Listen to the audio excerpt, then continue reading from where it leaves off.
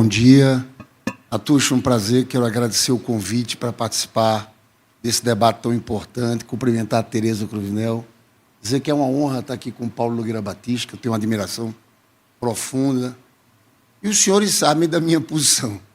Eu, sinceramente, eu acho que o balanço dessa primeira experiência de autonomia do Banco Central é altamente negativo. Primeiro, tem um déficit democrático aqui. Tem um presidente da República eleito. Não tem nada mais importante que o pacto construído com o povo. Seja Lula ou outro candidato com a posição ultraliberal. Se você é eleito presidente da República com um programa econômico, você tem que ter condições de executar aquela política econômica. Eu acho que a Tereza Cruvinel tocou no ponto central, a questão da não coincidência dos mandatos. Eu trouxe aqui esse livro. Esse cara se chama Alan Blinder. Esse é considerado o guru dos bancos centrais. Ele foi vice-presidente do FED. Ele teve uma atuação prática. Mas depois ele foi para a academia. Eu acho interessante que ele fundamenta aqui a autonomia. Ele defende e fundamenta a autonomia do Banco Central. Só que tem o primeiro ponto. Ele diz, olha, tem que ter autonomia em relação à política, mas também em relação ao mercado financeiro. Eu quero chamar a atenção de vocês que a situação que acontece aqui no Brasil não existe em lugar algum do mundo. O economista Nilson Teixeira, Nilson Teixeira foi economista-chefe do Credit Suisse. Tem nada a ver de esquerda, mas é uma pessoa muito séria. Ele fez um artigo no ano passado dizendo o seguinte, que as autoridades do Banco Central, os diretores, tinham tido em 2022 250 reuniões fechadas com o mercado, com representantes do sistema financeiro, em um ano. E aí ele fala, sabe quantas reuniões o Jerome Powell, presidente do FED, teve? 5. Todas em universidades e instituições filantrópicas. O presidente do Banco Central, 3, também em universidades. Christine Lagarde, presidente do Banco Central Europeu, não se reúne de forma fechada com instituições financeiras. Eu vou além. Você sabe que teve uma gravação do André Esteves, teve uma reunião do André Esteves com o pessoal do mercado. Aí alguém gravou. E saiu, se eu não me engano, na Veja, um trecho da gravação. Que era o seguinte, o André Esteves falando para o pessoal, eu me lembro que os juros estavam assim em uns 3,5%. E o Roberto me ligou para perguntar, ô André, o que você está achando disso?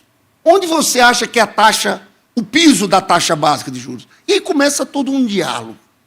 Então, o primeiro ponto que eu quero dizer aqui é que não existe isso no mundo, não existe isso na teoria, essa relação dessa forma. Tem mais. Tem um capítulo aqui que ele fala justamente essa tese que o Paulo Nogueira rebateu, que eu também rebato. Ah, nós temos que afastar da política e tal, tal. Mas ele fala, quando ele fala sobre isso, Leonardo, é como se ele estivesse olhando aquela pessoa técnica completamente fora de tudo. Isso aqui não tem nada a ver com o que aconteceu. Tem uma certa desmoralização dessa autonomia pelo Roberto Campos Neto. Não dá para aceitar que ele, presidente do Banco Central, desenvolveu um modelo de agregador de pesquisas para o Bolsonaro. Isso aconteceu nesse último processo eleitoral.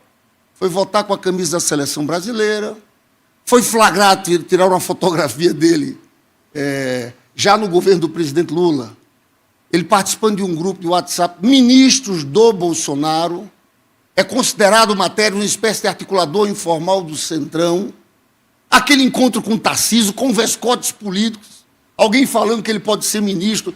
Isso não existe, senhores e senhoras, isso não existe em lugar algum do mundo. E aí onde entra um problema mesmo que a Tereza falou.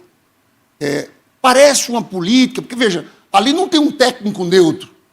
Foi alguém indicado pelo presidente Bolsonaro, uma relação de confiança com o ex-ministro Paulo Guedes, e fica aparecendo, em alguns momentos, tem uma política de sabotagem. E eu falo isso trazendo números. Taxa Selic e taxa de juros reais. Porque tem um argumento falacioso, ele diz, eu aumentei a taxa de juros no ano da eleição do Bolsonaro. Não é isso, Tereza.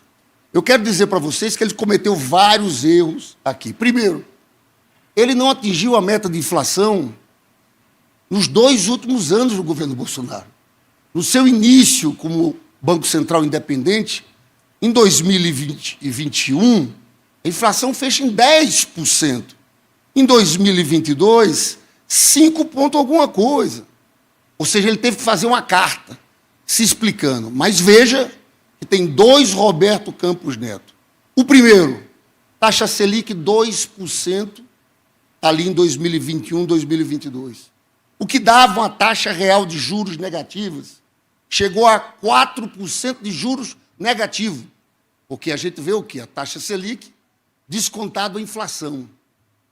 Então, se você for vendo aqui, olha, janeiro de 2020, 0,30, 0,1, depois menos 1, menos 2, menos 3, menos 4, menos 5. Só em julho de 2022, e veja, em maio de 2022, sabe qual era a taxa de juros reais, Tereza? Em maio de 2022, 0,91% taxa de juros reais, porque a inflação estava em 11,73%, a taxa Selic foi para 13,75%. Era 1%. Ele diz, eu aumentei.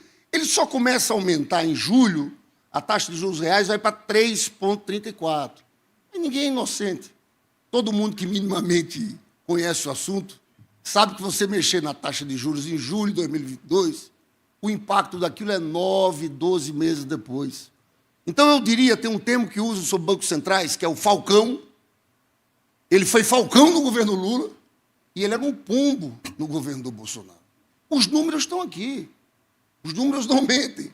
Aí, quando o presidente Lula vai, ele começa a escalada de juros, chegamos à segunda taxa de juros reais no mundo. E aqui, novamente, a questão política. Vocês acompanharam esse ano? Teve uma hora que o presidente Lula falou e começou um constrangimento. Lula está falando demais. Na minha avaliação, ele meio que castigou o presidente Lula. No dia 15 de abril, escuta, a meta do superávit para o próximo ano era de 0,5%. Superávit. Aí o governo mexe para a meta zero. Você sabe o que eu recebo? Eu fui presidente da Comissão de Assuntos Econômicos. Eu recebo no meu gabinete todo mundo. O pessoal da XP, do Itaú, o pessoal do mercado, eu acho bom, porque eu pego informação também. É sempre bom, eu tenho um... E a turma dizia para mim, recebi lá o Felipe Saltos Lindbergh, esse 0,5 aí é inexequível. Vocês têm que mexer nesse negócio. Na hora que mexe, começou um carnaval, feito pelo Roberto Campos Neto. Olha como é que é, dia 15 de abril, quando o governo alterou a meta de 0,5 para 0, Roberto Campos Neto, em Nova York, começa a dar declaração que aquilo vai... Aí começou uma campanha. A partir dessa campanha, o que acontece? Vem o Boletim Focus, numa segunda-feira, e, claro, muda a expectativa do futuro. Ele estimulou a mudança da expectativa. A partir da mudança da expectativa, em vez de cair 0,5 taxa de juros, caiu 0,25, e depois parou a queda da taxa de juros. Eu fico vendo algumas pessoas falando em aumentar a taxa Selic na próxima reunião do Copom. Senhores, olha, eu volto a dizer, aqui a inflação no Bolsonaro chegou a 12%. A previsão pelo Boletim Focus de inflação no final do ano é 4,26%. No final de dezembro foi 4,62%. Você sabe qual foi a inflação até julho, Tereza? 2,87%, a menor desde 1998. Nós estamos vivendo um momento que nós estamos entrando numa situação que nos Estados Unidos, dado como certo, pela desaceleração econômica, queda na taxa de juros nos Estados Unidos. Só Brasil e Rússia vão no sentido oposto. Isso é uma loucura completa. A Rússia está em guerra. E eu queria chamar a atenção do último ponto aqui, sobre a responsabilização do Banco Central. Eu quero ler, porque isso aqui é muito importante. Porque hoje saiu uma decisão do Supremo, não sei se vocês sabem, de uma investigação no Conselho de Ética. Uma dessas investigações, denúncias, uma foi feita por mim. Porque o deputado, às vezes, tem um papel parecido com o jornalista. A gente escuta, chegam informações a gente, e a partir dessas informações eu apresentei uma denúncia. Qual era a denúncia? Fundos exclusivos em nome do Roberto Campos Neto sendo remunerado pela taxa Selic. Acreditem se quiser. Quando a taxa Selic aumenta, ele ganha mais dinheiro.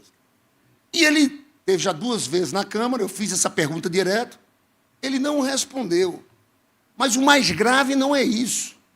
É você tentar impedir uma investigação. O Banco Central é uma autarquia. Ele tem que responder ao Conselho de Ética.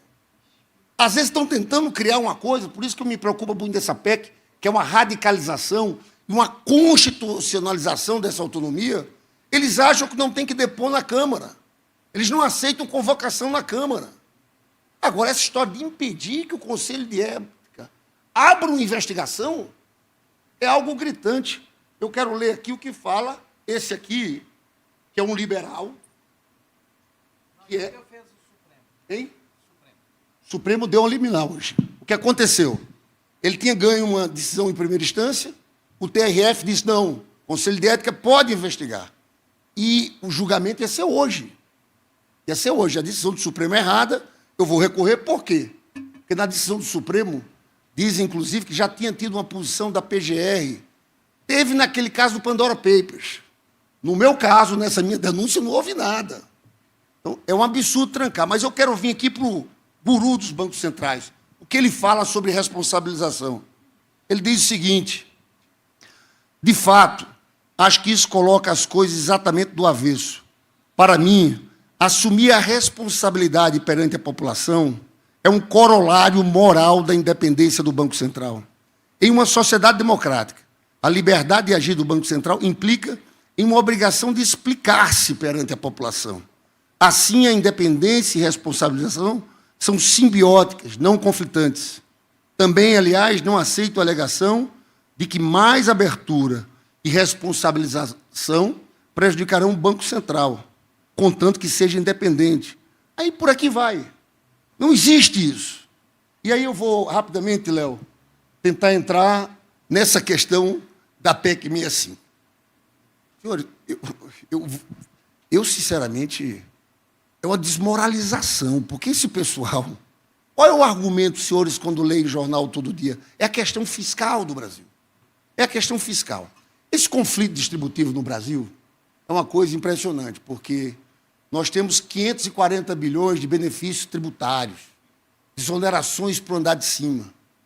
Você sabe que o pagamento de juros em 12 meses, acumulado em 12 meses, nós gastamos 700 bi. Nós temos um sistema tributário injusto. Os pobres pagam mais. Então, nós temos uma arrecadação, um sistema tributário injusto. Aí tem 700 bi de juros. Tem esses benefícios tributários. A discussão sempre é agora, a discussão da moda é BPC. Estamos gastando muito no BPC, vamos falar a verdade, idoso, pessoa com deficiência, com renda familiar de 1/4 salário mínimo. E sabe o que o Banco Central faz esse discurso do fiscal o tempo inteiro? Eu quero até chamar a atenção, que eu tenho uma declaração aqui de Jerome Powell, foi perguntado sobre o fiscal. Ele disse, essa não é atribuição, eu não falo sobre fiscal. Fiscal é com poder executivo. Aqui eles viram palpiteiros, falam sobre... Mas veja, esse discurso do fiscal, que fala o tempo inteiro, sabe por que essa PEC 65? Porque eles querem sair das regras fiscais. A verdade é essa. É vergonhoso. Eles querem tirar do BPC, agora eu faço do fiscal, eu quero sair. Eles querem sair do orçamento. E ganhar o quê? Ganhar pela senhoriagem. Eu já vi o Paulo Nogueira Batista, foi que me deu uma aula sobre isso, o primeiro vídeo que eu assisti. Então veja a loucura. Aí estão dizendo no debate, é um absurdo o salário do presidente, vai aumentar para 200 mil, o outro para 150 mil. Mas esse é um argumento cínico. É sair das regras fiscais. Eles defendem isso e querem estar fora. É algo insustentável. Não dá para aceitar um negócio desse. Aí tem o seguinte, eu vi um estudo do economista Pedro Paulo Zalute Bastos, para vocês terem uma ideia, de 2017 a 2023, o que é gasto no Banco Central, pelo orçamento da União, algo em torno de 26 bi. A gente calcula 4, 5 bi por ano para pagar os salários, a estrutura do Banco Central. Só que em senhoriagem, de 2017 a 2023, o ganho foi de 139 bi. Então, a partir de agora, eles ficam fora do orçamento, mas em vez de 26 bi nesses anos, em vez de 5 bi, eu vi o André Lara Rezende falando, hoje o custo é em torno de 5 bi, ele disse que pode aumentar 9 vezes. Então, aumentaria esse dinheiro da senhoriagem, que hoje é do Estado brasileiro, iria para eles. Ou seja, não teria que ser aprovado mais orçamento pelo Congresso.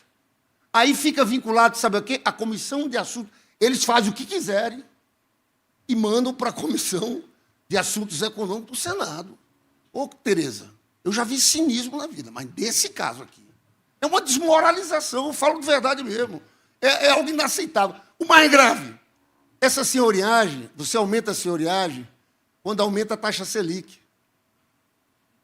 Então, é um estímulo a aumentar a taxa Selic. Outro ponto que é importantíssimo, Paulo, que ao fazer essa mudança, você aumenta a dívida bruta em algo em torno de 10 pontos percentuais. Eles argumentam, é uma coisa contábil. É contábil, mas eles vão usar isso para dizer, tem que aumentar os juros, tem que aumentar o esforço fiscal. Você sabia que antigamente no Brasil, nem tratava de dívida, só se falava em dívida líquida, porque é a mais importante mesmo. Porque a dívida bruta, qual é a diferença da dívida líquida e da dívida bruta? A dívida bruta, Tereza, entra reservas cambiais, que não é para ser considerado uma dívida, aquilo é uma segurança do Brasil. E o dinheiro que a União tem nas empresas em parceria com o BNDES. Então, a dívida bruta é maior do que a dívida líquida por isso. Mas eles usam o quê? Usam a dívida bruta, que é maior, para dizer. Então, quando o Banco Central deixa de ser autarquia e sai do orçamento geral, o que acontece? Aqueles títulos do Tesouro que estão lá viram dívidas. Então, nós vamos aumentar a dívida bruta. Já falei sobre a constitucionalização, que é um outro equívoco desse processo. E nós estamos criando aqui um monstro, eu quero, para encerrar, viu, Léo? Um monstrengo jurídico. Pessoal, o Banco Central tem poder de polícia. Você sabe que Max Weber dizia lá atrás que o monopólio da força é do Estado. Você sabe que estamos tentando mexer isso de todo jeito. Lá na Câmara agora, aprovaram um projeto, quando tem uma invasão, Marco Aurélio, tem uma invasão de uma terra, normalmente a pessoa entra na justiça, pede, agora não. Você tem até um ano, por meios próprios, para tirar aquela pessoa da terra. Eu disse, gente, isso aí é um retrocesso à criação do Estado moderno. Lá atrás, Hobbes, todo mundo dizia o seguinte, o Estado surge para evitar a guerra de todos contra todos. Então, poder de polícia é monopólio do Estado. Então, eu, sinceramente, eu acho uma sandice. Eles tentam, viu, Léo? Ganhar a simpatia do governo, sabe como? Você vê que o discurso fiscal é só falácia. Eu vou ficar com o dinheiro da senhoriagem, mas vou abrir um espaço para vocês, e o governo está apertado no orçamento, de 5 bi, que não vai gastar mais do Banco Central, e de 10 bi do Proagro. Eles estão tentando construir, isso eu encerro dizendo o seguinte, é uma nota triste do patrimonialismo brasileiro. É um retrocesso, é algo que eu considero inaceitável. Muito obrigado, Léo. Obrigado, Lindbergh. Muito boa fala. Assim como a do Paulo. E só queria fazer um lembrete, né, porque hoje a gente publicou uma reportagem no site Brasil 247, que há uma tentativa de votação da PEC 65 na CCJ, e o argumento usado pelo relator é exatamente esse. Vai abrir um espaço fiscal para a equipe econômica, né? Mas vou passar para a Tereza.